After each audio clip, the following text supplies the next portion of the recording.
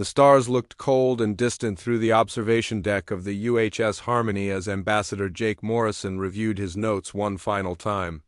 3 months of failed negotiations weighed heavily on his mind, and the pressure from Earth Command grew stronger with each passing day. The Zephyrian homeworld hung before them like a blue-green jewel, beautiful but unwelcoming. Jake had dealt with difficult alien species before, but the Zephyrians presented unique challenges. Their society valued strength above all else, and they viewed humans as weak creatures driven by emotion rather than logic. Every diplomatic meeting felt like a battle where the rules kept changing, and Jake was losing ground with each encounter. The minerals they needed were crucial for Earth's expansion into deep space. Without the rare crystals that powered the new generation of faster-than-light drives, humanity would be stuck in their current sector for decades. The Zephyrians controlled the largest known deposits, and they seemed perfectly content to let humans struggle without them. Captain Susan Blake entered the observation deck, her footsteps echoing in the quiet space. She had been Jake's friend for years, long before their paths crossed again on this mission. Her weathered face showed the strain of maintaining diplomatic neutrality, while watching her friend struggle with an impossible task. "The shuttle is ready for your meeting with High Commander Vexstar," Susan said, her voice carrying the weight of unspoken concern. "Jake, maybe it's time to consider other options. The Zephyrians clearly aren't interested in what we're offering." Jake shook his head and gathered his papers. "There's something else going on here. I can feel it. Vexstar isn't just being difficult for the sake of it. Something is bothering him, something deeper than trade negotiations." The shuttle ride to the Zephyrian Capitol building was smooth, but Jake's stomach churned with nervous energy. The alien architecture rose before them like crystalline mountains, all sharp angles and gleaming surfaces that reflected light in ways that hurt human eyes. Everything about this place seemed designed to make visitors feel small and unwelcome. Dr. Lisa Hyun sat across from Jake in the shuttle, reviewing her medical equipment for the 100th time. She had been brought along as a cultural consultant, her expertise in xenobiology helping Jake navigate the complex social structures of alien societies. Her calm presence had been invaluable during the previous failed meetings. "Remember," Lisa said quietly, "Zephyrians communicate as much through body language as words. Watch for the subtle signs. If Vexstar's crest feathers flatten against his skull, he's becoming agitated. If his tail starts twitching, he's preparing to end the conversation." The Zephyrian guards at the entrance were impressive specimens, standing nearly 8 feet tall with muscular frames covered in iridescent scales. Their eyes tracked every movement as Jake and his small team passed through the security checkpoints. The weapons they carried looked both elegant and deadly, perfectly matching their bearer's warrior culture. High Commander Vexstar waited in the main conference chamber, a vast room with walls that seemed to stretch infinitely upward. The Zephyrian leader was even more imposing than Jake remembered, his dark green scales catching the light as he moved. His crest feathers were perfectly arranged, showing no sign of weakness or uncertainty. "Ambassador Morrison," Vexstar's voice came through, the translation device with its usual formal tone. "I trust your journey was acceptable." Jake bowed slightly in the Zephyrian manner, careful not to make it too deep, which would signal submission. "High Commander, thank you for agreeing to meet with us again. I hope we can find common ground." Today, the next 2 hours followed the same pattern as previous meetings. Jake presented Earth's proposals for trade agreements, mining rights, and technology exchanges. Vexstar listened with apparent attention but offered nothing concrete in return. His responses were polite but vague, filled with references to cultural considerations and the need for further evaluation. But Jake noticed something different. This time, Vexstar seemed distracted, his golden eyes occasionally losing focus as if his mind were elsewhere. Twice, the High Commander's crest feathers flattened slightly before he caught himself and smoothed them back into place. His usual perfect composure showed tiny cracks that hadn't been there before. "High Commander," Jake said, changing tactics, "perhaps we could discuss the specific concerns your people have about working with humans. I sense there may be misunderstandings we could address." Vextar's tail twitched once, a sign Lisa had warned him about. There are no misunderstandings. Ambassador, we simply require time to consider all aspects of your proposals. The Zephyrian people do not make hasty decisions. Before Jake could respond, a young Zephyrian aide rushed into the chamber. The breach of protocol was shocking in such a formal setting. The aide approached Vextar and whispered something urgent. In their native language, too fast for the translation device to catch clearly, Jake saw Vextar's entire posture change. The High Commander's crest feathers pressed flat against his skull, and his scales seemed to lose their luster. For a moment, the powerful alien leader looked almost fragile, as if the weight of the universe had settled on his shoulders. "My apologies," Vextar said, his voice tight with barely controlled emotion. "This meeting must be postponed. Urgent matters require my immediate attention." The High Commander rose and strode toward the exit, his usual graceful movements replaced by something that looked almost like panic. Jake heard fragments of conversation as Vextar spoke rapidly with his aide in the doorway. The translation device picked up scattered words: youngling, deep sickness, time running short. Lisa grabbed Jake's arm as they watched the Zephyrians disappear down the corridor. "Did you hear that? Those were medical terms. Something about a young one being seriously ill." Jake felt a chill run down his spine as pieces began falling into place. Vextar's distraction, his inability to focus on negotiations, the way he seemed to be fighting some internal battle during their meetings.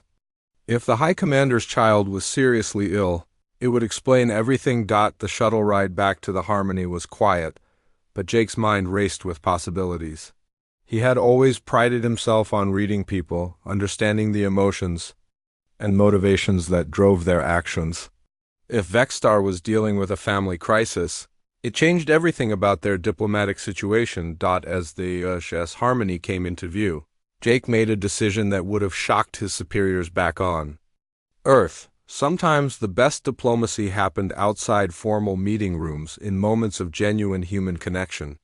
He had never walked away from someone who was suffering. Regardless of their species, the question was whether his human instincts would be enough to bridge the gap between two very different worlds. Jake Morrison could not sleep that night. The image of Vextar's stricken face haunted him as he stared at the ceiling of his quarters aboard the Harmony. Every instinct he possessed as both a diplomat and a human being told him that the High Commander was suffering in ways that went far beyond political negotiations. The morning brought no answers, only more questions. Jake found himself pacing his quarters, weighing the risks of what he was considering. Captain Susan Blake had made it clear that any unauthorized contact with Zephyrian officials could end his career and possibly damage relations between their species permanently, but Jake had never been one to follow rules when lives were at stake. He had built his reputation on reading people, understanding their needs, and finding ways to connect across the vast differences that separated species. The diplomatic manual said nothing about what to do when alien children were dying. Dr. Lisa Chun knocked on his door at precisely 800 hours, her medical bag in hand and worry etched across her features. She had spent the night researching Zephyrian medical terminology, trying to understand what they had overheard during the previous day's meeting. "Jake, I think I know what's happening," Lisa said as she entered his quarters. "The words we heard translate to something like neural cascade failure or brain dissolution syndrome. It's a term that appears in Zephyrian medical journals, but with very little detail about treatment options." Jake felt his stomach drop, a child with brain problems. No wonder Vextar can't focus on trade negotiations. The decision made itself. Jake contacted the Zephyrian embassy and requested an immediate private meeting with High Commander Vextar. The response came back within an hour. The High Commander would see him at the medical facility where he was currently stationed. The Zephyrian medical complex was unlike anything Jake had ever seen. The buildings seemed to grow from the ground. Like organic structures, their walls pulsing with soft bioluminescent light. The air hummed with energy that made the hair on Jake's arms stand up, and the scent of ozone mixed with something that reminded him of fresh rain. Vextar met them at the entrance, but he looked nothing like the proud warrior from their previous Meetings. His scales had lost their shine, his crest feathers lay flat against his skull, and his golden eyes held a depth of pain that transcended species barriers. He looked like every worried parent Jake had ever seen, regardless of whether they had scales or skin. "Ambassador Morrison," Vextar said, his voice rough with exhaustion, "I did not expect to see you here. This is not a place for diplomatic discussions." Jake stepped closer, ignoring the protocol that demanded he maintain formal distance. "High Commander, I'm not here as a diplomat. I'm here as someone who heard pain in your voice yesterday and couldn't ignore it." For a moment, Vextar's carefully constructed facade cracked completely. His shoulders sagged and he looked away toward the deeper levels of the medical facility. "You would not understand. Human emotions are different from ours. Your bonds with your young are not the same." "Try me," Jake said simply. Lisa stepped forward, her medical training overriding diplomatic concerns. "High Commander, I'm a doctor. If someone is sick, especially a child, maybe I can help. Our species may be different, but suffering is universal." Vextar studied them both for a long moment, his alien features unreadable. Finally, he gestured toward a corridor that led deeper into the medical complex. "Come, but know that what you see here must remain between us. The weakness of a High Commander's bloodline could destabilize our entire government." They walked through corridors lined with medical equipment that defied human understanding. Machines that looked like living creatures monitored patients through walls that seemed transparent from one side but opaque from the other. The technology was clearly advanced, but Jake noticed something troubling. Every device they passed looked desperate, as if the medical staff were trying everything they could think of. Vextar led them to a small room where a young Zephyrienne lay motionless on a platform that adjusted itself to her body temperature and breathing patterns. She looked to be perhaps 12 years old in human terms, her scales pale and dull where they should have been vibrant. Monitors showed brain activity that even Jake could see was erratic and failing. "This is my daughter Caroline," Vextar sighed, his voice barely above a whisper. "She suffers from neural cascade syndrome. Her brain is destroying itself, and our finest medical minds cannot stop it." Lisa approached the bed carefully, her eyes taking in the medical readouts and the alien physiology she had only studied in textbooks. "How long has she been like this?" "The symptoms began 3 months ago," Vextar replied. "Small things at first. Difficulty concentrating, moments of confusion. But the progression has accelerated. Our doctors estimate she has perhaps 4 days before the cascade becomes irreversible." Jake felt the pieces clicking into place. 3 months ago. That's when our negotiations began stalling. Vextar nodded, his crest feathers flattening further. "I cannot think of trade agreements when my daughter is dying. I cannot pretend to care about mineral rights when every moment might be her last. You must understand, Ambassador, that failure here means more than the end of my career. It means the end of my bloodline." Lisa was studying the medical displays with growing excitement. "Commander, may I see her complete medical records? The neural patterns, the progression timeline, everything your doctors have documented?" "Why?" Vextar asked, suspicion creeping into his voice. "Human medicine is primitive compared to ours. Your species has barely begun to understand the complexities of neural function." "Maybe," Lisa said, "but sometimes a fresh perspective can see things that familiarity misses. And humans have dealt with our own genetic disorders for centuries. We've had to develop treatments that work around our biological limitations." Jake watched the exchange with growing hope. This was why he had become a diplomat. Moments when understanding could bridge the impossible gap between species. "High Commander, what do you have to lose? If your doctors can't help her, maybe ours can." Vextar looked at his daughter's still form, then back at the 2 humans who had walked into his personal nightmare without invitation. "Our medical protocols forbid sharing patient information with alien species. The risk of contamination, of introducing foreign pathogens?" "Then don't share it officially," Jake said. "Share it as a father asking for help." The silence stretched between them, filled only by the soft sounds of medical equipment and Carolyn's labored breathing. Finally, Vextar's resolve cracked. Completely. If there is even the smallest chance that you can help her, then I will break every protocol my people have ever written. Lisa was already pulling out her portable medical scanner, her hands steady despite the magnitude of what they were attempting. I'll need to examine her directly, compare her neural patterns to human databases. This is completely unprecedented. But so is everything else about this situation. As Lisa began her examination, Jake stood beside Vextar and watched a father's desperate hope war with a leader's trained skepticism. They were no longer High Commander and Ambassador. They were simply two beings united by the universal desire to protect the innocent. The real work was just beginning. Dr. Lisa Chun worked through the night, her eyes burning as she compared Carolyn's neural patterns to every medical database she could access from the UHS Harmony. The young Zephyrian's brain activity showed a pattern that was both familiar and terrifying, cascading neural failure that spread like wildfire through her synaptic pathways.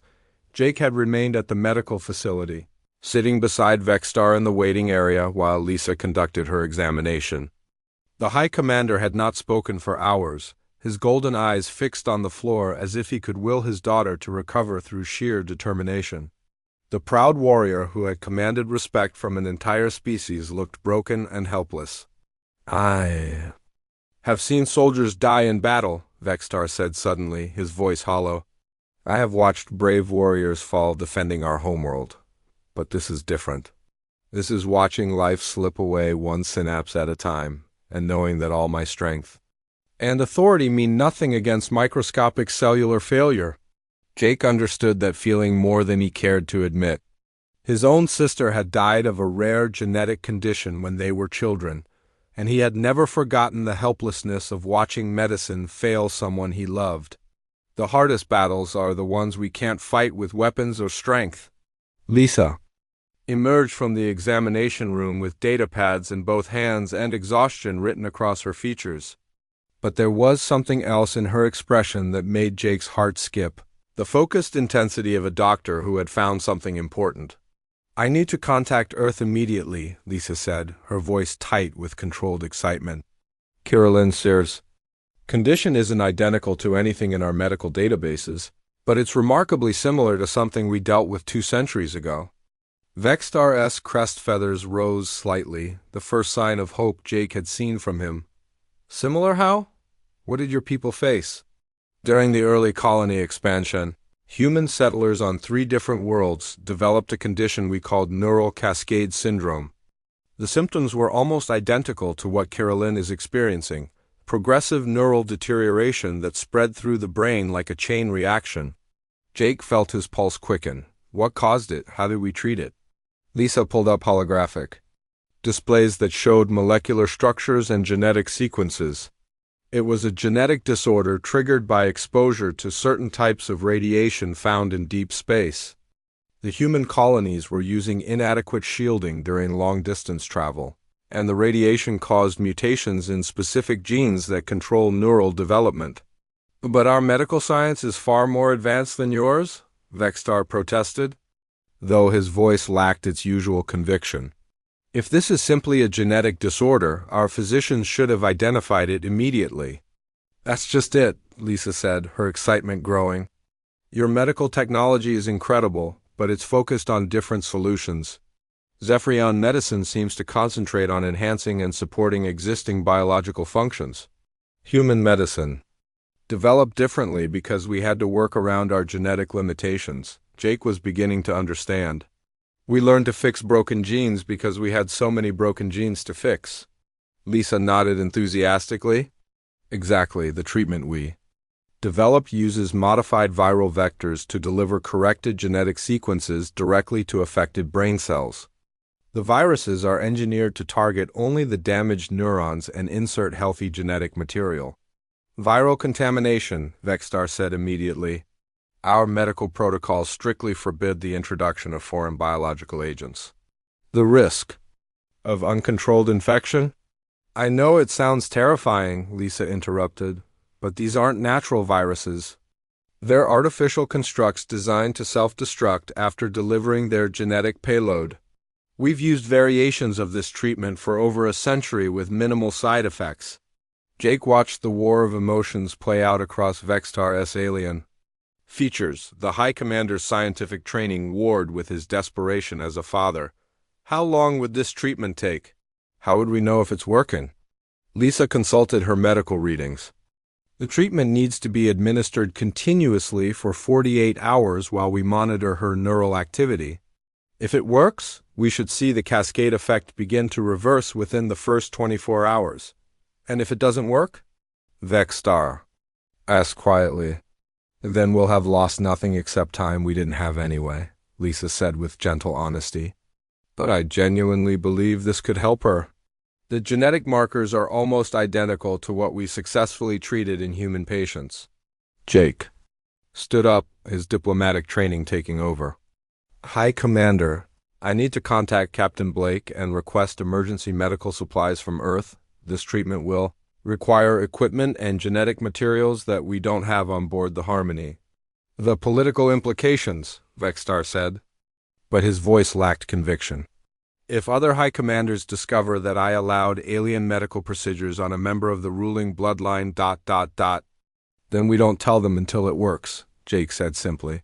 Sometimes the best diplomacy happens in secret, between individuals who trust each other. For the first time since Jake had met him, Vextar smiled. It was a small expression, barely visible, but it transformed his entire face. You would risk your career for a child you have never met, of a species you barely understand? I would risk my career for any child, Jake replied. That's what makes us human. Lisa was already on her communication device, speaking rapidly. To someone on the Harmony. I need a secure channel to Earth Medical Command. Priority Alpha clearance.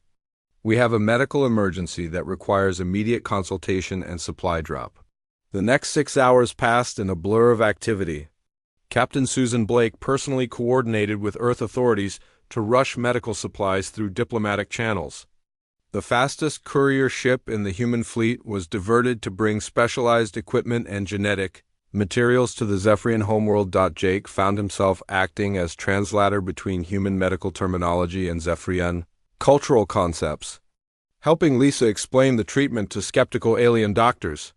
The Zephyrian medical staff were brilliant but cautious, their advanced technology making them reluctant to embrace what they saw as primitive human methods. Dr. Kethmer, the chief Zephyrian physician, was particularly resistant. These viral vectors are unpredictable. We have no way to control their interaction with Zephyrian neural tissue. With respect, Doctor, Lisa said firmly, your current approach isn't working. Carolina's neural deterioration has accelerated since yesterday. We're running out of time to try anything. Jake watched Vextar listen to the medical debate with growing anguish. The High Commander understood enough to know that they were discussing his daughter's life in terms of probability and risk assessment. How certain are you that this treatment will work? Lisa met his eyes directly. In human patients with similar conditions, we achieved an 85% success rate. But Carolyn isn't human. I'm asking you to trust me based on educated guesswork and desperation. That's more hope than we had yesterday, Vextar said quietly. Proceed with the treatment. As the medical teams prepared their equipment and the first genetic vectors were loaded into delivery systems, Jake felt the weight of what they were attempting. They were not just trying to save one young life. They were building a bridge between species through the universal language of compassion and the uniquely human refusal to accept defeat. The real test was about to begin. The treatment worked beyond anyone's wildest hopes. Within 18 hours, Carolina's neural patterns began stabilizing, and by the end of the second day, the cascade effect had completely reversed. Her brain activity showed healthy patterns for the first time in months, and her pale scales began to regain their natural, vibrant color. Jake watched Vextar hold his daughter's hand as she opened her eyes for the first time since the treatment began. The young Zephyrian looked confused and weak, but her golden eyes were clear and focused. She spoke softly in her native language, and Vextar's response was choked with emotion that needed no translation. She says the voices in her head have stopped, Vextar explained, tears streaming down his scaled cheeks. For months, she has been hearing whispers and static that grew louder each day. Now there is only silence and peace. Dr. Lisa Shun monitored the medical displays with professional satisfaction, but Jake could see the exhaustion in her posture. She had worked around the clock for 3 days, adjusting the treatment parameters and monitoring every aspect of Carolyn's recovery. The collaboration between human and Zephyrian medical staff had been remarkable, each species contributing their strengths to save a young life. The genetic repair is holding steady, Lisa reported. Her neural pathways are rebuilding themselves properly, and the modified viral vectors have self-destructed as designed. She's going to make a complete recovery. The celebration in the medical facility was unlike anything Jake had ever witnessed. Zephyrian doctors who had initially dismissed human medicine as primitive now treated Lisa with the reverence reserved for their greatest healers.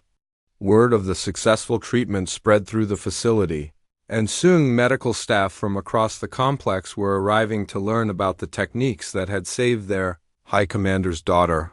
But Jake noticed something troubling in Vextar's expression. As the hours passed and Carolyn grew stronger, the High Commander seemed to withdraw into himself. His joy at his daughter's recovery was genuine, but it was mixed with something that looked almost like fear.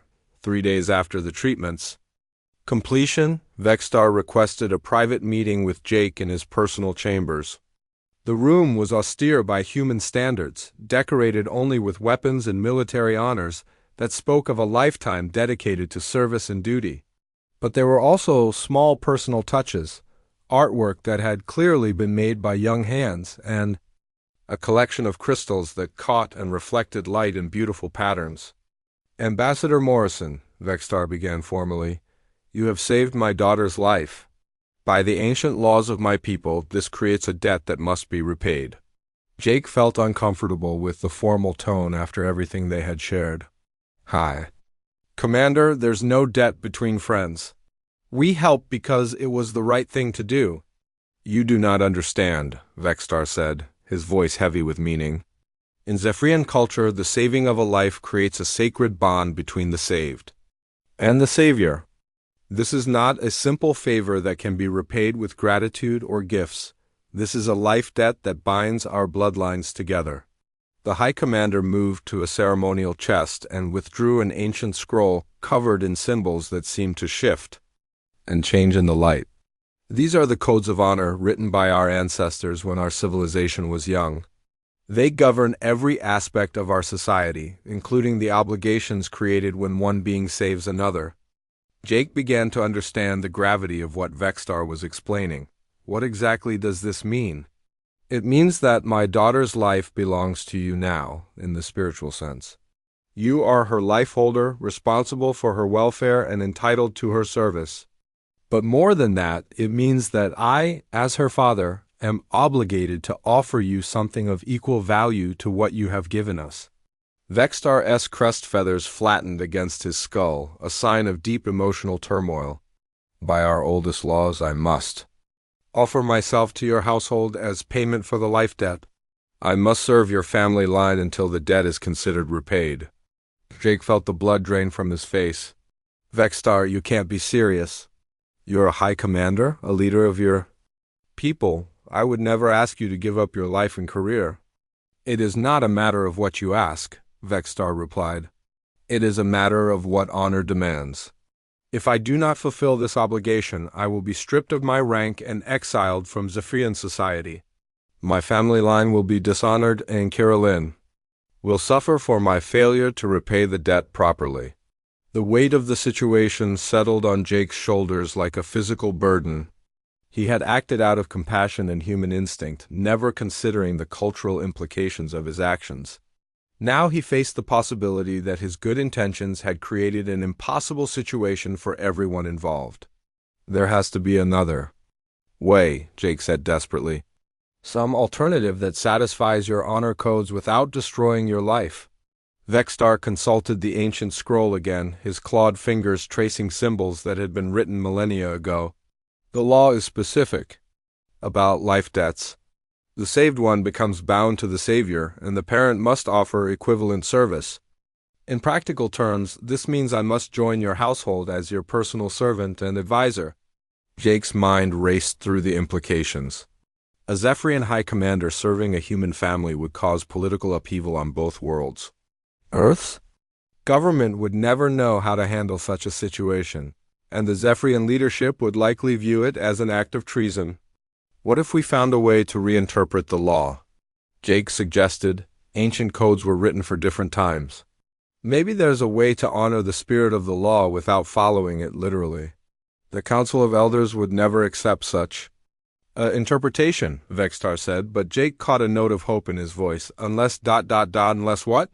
Unless the lifeholder himself proposed an alternative that satisfied the debt while serving the greater good of both our peoples. The law gives you, as the one who saved her life, the right to determine how the debt should be repaid. Jake felt a spark of the same creativity that had made him a successful diplomat. So, if I were to propose a different form of service, something that honored your culture while benefiting both our species? The Council would be bound to consider it, Vextar confirmed. But the alternative must be seen as equivalent to personal service. It must be something that binds our families together and creates lasting obligation. As Jake considered the possibilities, he realized that this crisis might actually be an opportunity. The failed trade negotiations, the medical collaboration, the personal bonds they had formed, all of it could be woven together into something unprecedented. High Commander, Jake said slowly, what if we created a new kind of alliance? Not just between governments, but between our families and our peoples? Something that honors your traditions while building bridges between our worlds? Vextar's golden eyes brightened with interest. Explain. Give me time to think this through properly, Jake said. I need to consult with my people and understand all the implications. But I believe we can find a solution that satisfies your honor codes, while creating something beneficial for both our civilizations. As Jake left Vextar's chambers, he carried with him the weight of responsibility for not just one life, but for the future relationship between two species. The next few days would determine whether his human creativity could solve a problem that ancient alien laws had created. Jake Morrison spent 3 sleepless days crafting a proposal that could change the relationship between humans and Zephyrians forever. He consulted with Captain Susan Blake, Dr. Lisa Chun, and even contacted experts on Earth to understand the full implications of what he was attempting. The solution he developed was bold, unprecedented, and completely in line with human thinking that turned problems into opportunities. The Council of Elders gathered in the Great Assembly Hall, a massive chamber carved from a single crystal that amplified sound and light in ways that made every word feel momentous. Jake had never seen so many high-ranking Zephyrians in one place, their scales creating a rainbow of colors that shifted as they moved. The atmosphere was tense, as word of Vextar's life debt had spread through the highest levels of government. Elder Kithara, the oldest member of the council, spoke first. Her voice carried the authority of centuries of experience and the weight of tradition that stretched back to the founding of Zephyrian civilization. Ambassador Morrison, you stand before this council as the lifeholder of Carolyn, daughter of High Commander Vextar. The debt must be acknowledged and paid according to our ancient laws. Jake rose from his seat, feeling the eyes of dozens of alien leaders fixed upon him. Honored elders, I accept the responsibility of lifeholder, and I acknowledge the debt that must be repaid. But I come before you today to propose a new interpretation of these ancient laws, one that honors your traditions while serving the greater good of both our peoples. Murmurs rippled through the assembly. Several elders exchanged glances that spoke of skepticism and concern. The idea of a human reinterpreting Zephyrian law was unprecedented and potentially dangerous. Speak your proposal, Elder Kithara commanded. Jake took a deep breath and began to present the plan he had spent days perfecting. The ancient law requires that High Commander Vextar serve my household until the life debt is repaid. I propose to accept this service, but to redefine what constitutes my household and how that service should be rendered." He gestured toward the holographic display that materialized in the center of the chamber, showing detailed plans and agreements that had been prepared with input from both human and Zephyrian legal experts. "I propose that we establish a life bond alliance between our species. High Commander Vexstar would serve as the first Ambassador of Honor, a position that binds him to my family line while simultaneously serving both our civilizations. His debt would be paid through dedicated service to interspecies cooperation and understanding." Elder Mithrung, whose silver scales marked him as a military advisor, leaned forward with interest. "Explain how this satisfies the requirements of personal service to your household." "The alliance would create formal bonds between Zephyrian and human families," Jake continued. "Vexstar would be bound to my bloodline as the law requires, but his service would take the form of cultural and military exchange programs. He would train human diplomats and military officers in Zephyrian honor codes and tactical methods." The display showed detailed organizational charts and training programs that would benefit both species. Jake had worked with his Earth contacts to create something that looked impressive and comprehensive while still honoring the spirit of Zephyrian tradition. "In return," Jake said, "human medical knowledge and collaborative research methods would be shared with Zephyrian scientists. Dr. Chun would establish a permanent medical exchange program, ensuring that what we learned from saving Carolyn benefits all Zephyrian children who might face similar conditions." Vexstar spoke for the first time since the session began. "This proposal would bind our peoples together in ways that simple trade agreements could never achieve. The sharing of military knowledge and medical expertise would strengthen both our civilizations." Elder Kithara studied the holographic displays with ancient eyes that had seen the rise and fall of governments. "And what of the girl herself?" "Carolyn remains your life bond according to our laws. How would you discharge your responsibilities toward her?" Jake smiled, knowing this was the part of his proposal that would resonate most strongly with Zephyrian values. "I propose that Carolyn become the first Zephyrian exchange student at a human university. She would study medicine and xenobiology, learning to bridge the gap between our healing traditions. Her service to my household would be rendered through her dedication to helping others, both human and Zephyrian." The silence that followed was profound. Jake could see the elders processing the implications of his proposal, weighing tradition against innovation, individual obligation against collective benefit. Finally, Elder Kithara spoke. "This is unlike anything in our recorded history. You ask us to transform personal debt into species alliance, individual service into collective cooperation. I ask you to honor your traditions while embracing the future," Jake replied. "The life debt laws were created to ensure that the saving of life creates lasting bonds and obligations. My proposal does exactly that, but on a scale that benefits everyone." Elder Mithrung was nodding slowly. "The military applications alone would revolutionize our defensive capabilities. Human tactical flexibility combined with Zephyrian discipline and honor could create unprecedented effectiveness." Dr. Lisa Chun, who had been granted permission to observe the proceedings, stepped forward. "If I may address the council, the medical benefits are equally significant. What we learned from treating Carolyn is just the beginning. Regular collaboration between our medical establishments could save countless lives on both worlds." The debate that followed lasted hours.